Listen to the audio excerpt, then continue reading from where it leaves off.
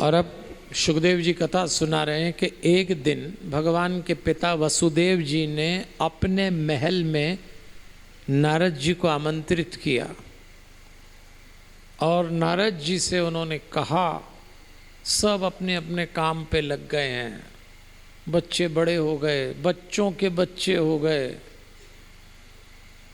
और ऐसा होता है कि फिर किसी के पास समय नहीं रहता।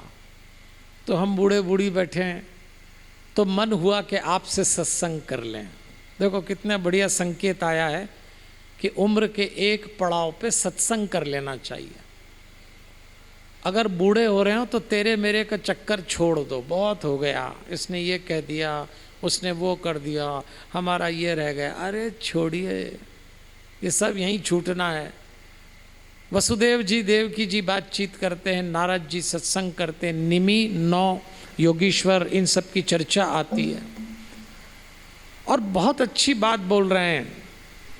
वसुदेव जी कहते हैं कि घरों में माता पिता और संतों का आना शुभ होता है। तो हमारे घरों में, उनके महल में जब नारद आए, बहुत प्रसन्न हुए। प्रयास करिए, अगर हमारे घरों में कोई साधु संत महात्मा आए तो प्रयास करके लाइए। देवियों और सज्जनों, जो हमारे घर में कोई साधु संत आता है तो हम गृहस्थ उसको क्या करेंगे? दक्षिणा दे देंगे, 1000, 2000, 10,000, लाख, 10 लाख।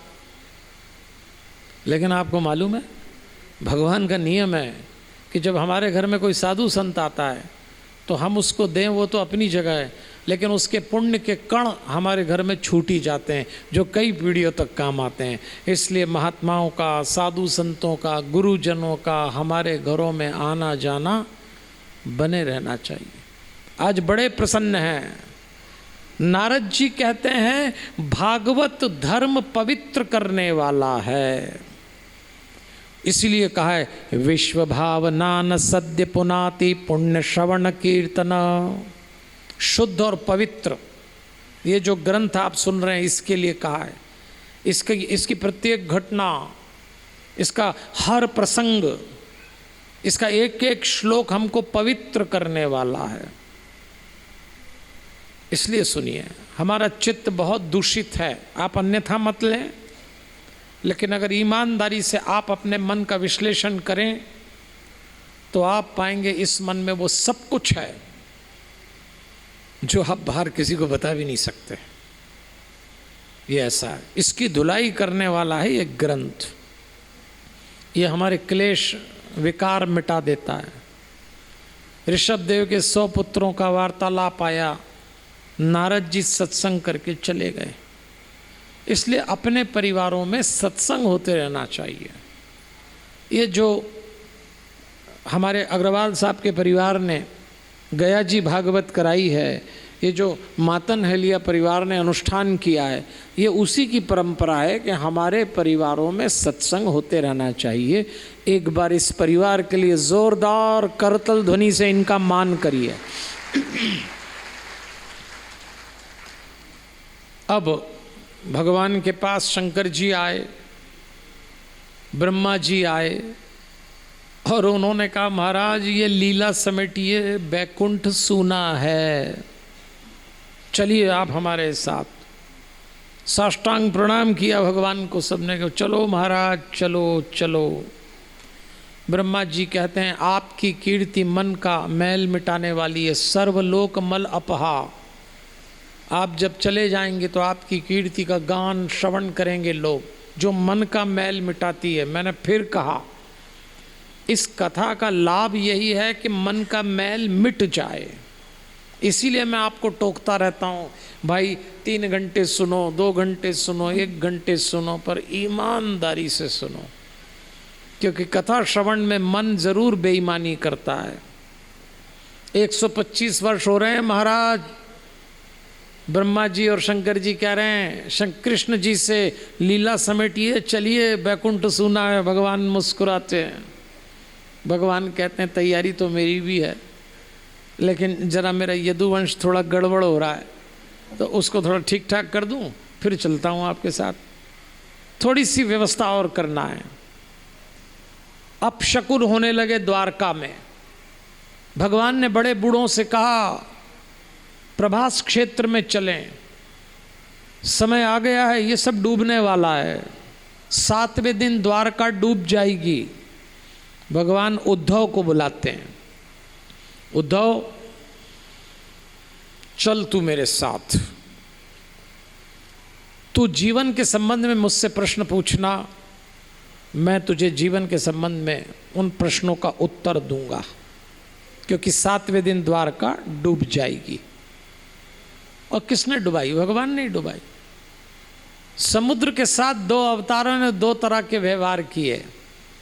श्री राम ने समुद्र को बांधा और श्री कृष्ण ने समुद्र में डुबोया। उद्धव से कहते हैं मेरे जाने के बाद मेरा सारा ज्ञान उद्धव तेरे भीतर उतरेगा और तेरे माध्यम से मेरा सारा ज्ञान भागवत रूपी ग्रंथ में उतरेगा। इस ग्रंथ को लोग जब भी खोलेंगे, जब भी सुनेंगे, जब भी पढ़ेंगे, मुझे पाएंगे। फिर यदु और दत्तात्रेय की कहानी आती है। भगवान उपदेश दे रहे हैं और कह रहे हैं मनुष्य के शरीर को समझ ले उद्धव। थोड़ी बात गहरी है पर समझ के चलिए। हम आज 6ठे दिन तक इस कथा में जिस बात के लिए बैठे हैं वो बात ही यह है कि भगवान कह रहे हैं मनुष्य के शरीर का महत्व है।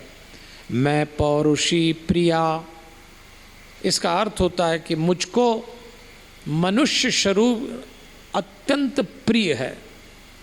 इस पे ध्यान देना। भगवान कहते हैं मुझे मनुष्य का शरीर बहुत प्रिय है। क्यों?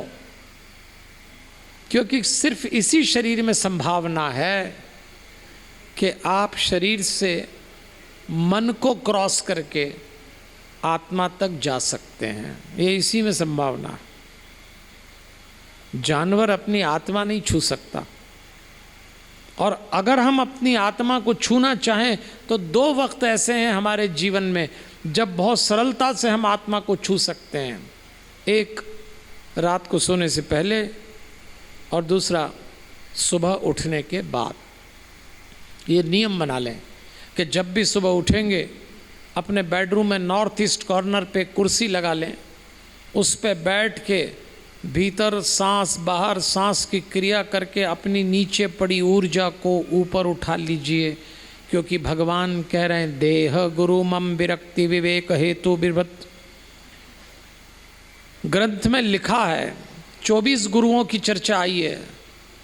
25वां गुरु भागवत में किसको बताया? शरीर को। तो ये शरीर भी हमारा गुरु है। इसकी पैकेजिंग में आत्मा है, इसलिए पैकेजिंग का भी महत्व है। इसको बहुत संभाल के चलिए। अब इसको संभालने का मतलब ये नहीं है कि स्लिम ट्रिम हो जाएं, सुंदर दिखने लगें, मेकअप कर लें, कपड़े अच्छे पहने, ये तो संभालना ही है। लेकिन इसकी सबसे बड़ी संभाल ये है कि आप इससे आगे बढ़ के आत्मा तक चले जाएं। तो शरीर को गुरु बताया। और मैं हमेशा कहता हूँ कोई गुरु होना चाहिए। हमारे पास रोज़ कोई ना कोई लोग आते हैं, गुरु बनाना है, गुरु बनाना है। तो हम तो कहते हैं हम तो गुरु बनते नहीं। लेकिन अगर आपको गुरु बनाना है तो हनुमान जी को गुरु बना लीजिए।